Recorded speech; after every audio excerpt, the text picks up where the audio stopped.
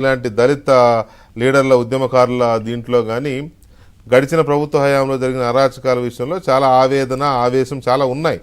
ఎందుకంటే అవన్నీ ప్రతినిత్యం ప్రతిదినం చర్చించింది మనమే.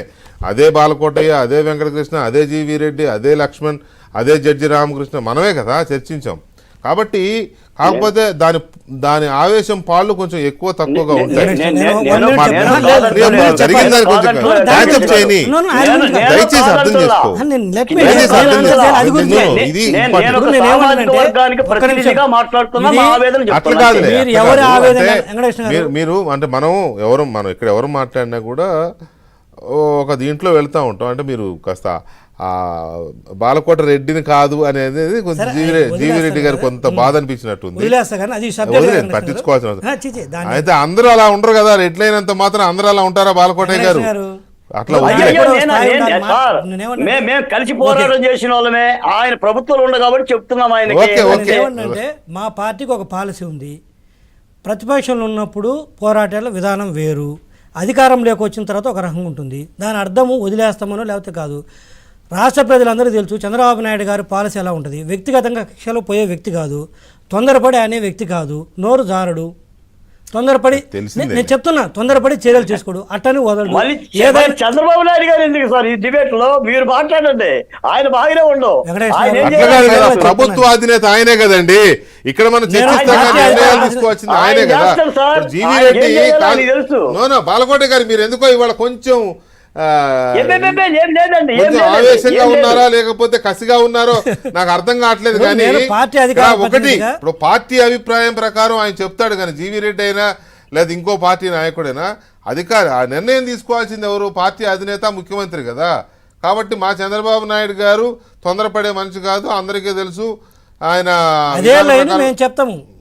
ఓకే ప్లీజ్ మీరే తొందరపడే మనిషి కాదు, లేకపోతే నేను తొందరపడమని చెప్పట్లేదు వెంకటకృష్ణ గారు. కక్ష సాధింపులకు వెళ్లే మనిషి కాదని అది మనకు తెలిసిందే కదా. చంద్రబాబు నాయుడు ఎప్పుడో కక్ష సాధింపులకు వెళ్ళడం మీకు తెలియదా?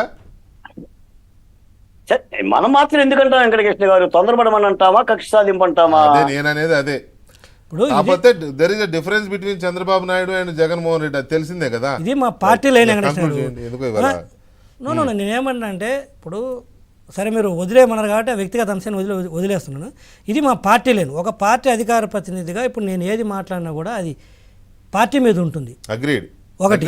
రెండోది ఏంటంటే నేను ఇందాక కూడా గాడిద గుర్రాన్ని తేడా ఉండాలి. రాష్ట్రంలో ప్రజలు గమనిస్తుంటారు ఎవరు ఏంటనేది. ఎవరో ఆవేశానికి ఇంకొకటి ఎవడో ఆవేశానికి మేము తొందరపడలేమంటున్నాను. ఇబ్బంది పడినరు వాళ్ళేంటి మా సార్నే జైల్లో పెట్టారు. ఏంటి మన శనివారం రోజున మా ఎండి రాధాకృష్ణ గారు రాసిన వీకెండ్ కామెంట్లో కూడా అదే ఉంది. జగన్ రెడ్డి తరహాలోనే మేము కక్ష సాధింపులకి లేకపోతే దూకుడు నిర్ణయాలకి వెళ్తామని అంటే వాళ్ళకి మీకు తేడా ఏముందని మళ్ళీ జనం ఆలోచిస్తారు. మరి అదే కదా ఇప్పుడు నేను చెప్తాను. ఇబ్బంది పడిన వాళ్ళు లేరంటే రాష్ట్రంలో మా సార్ కంటే ఎవరు ఇబ్బంది పడరు. 3 సార్లు ముఖ్యమంత్రి చేసిన వ్యక్తి 53 రోజులు జైల్లో ఉన్నాడు. ఎవడున్నాడో చెప్పు. ఏమైనా రామకోట గారు ఎన్ని రోజులు జైలు ఉన్నాయి? ఊర కథలు చెప్తాను, రక్తం దించాడు. ఎన్ని రోజులు దించుతున్నావు ఆయన? ఎన్ని రోజులు ఆగండి జస్ట్ లీవ్ ఇట్. ఎన్ని రోజులు ఉన్నారా మీటింగ్లో? నాకు తెలియదా మీరు ఎన్ని మీటింగులు పెట్టింది?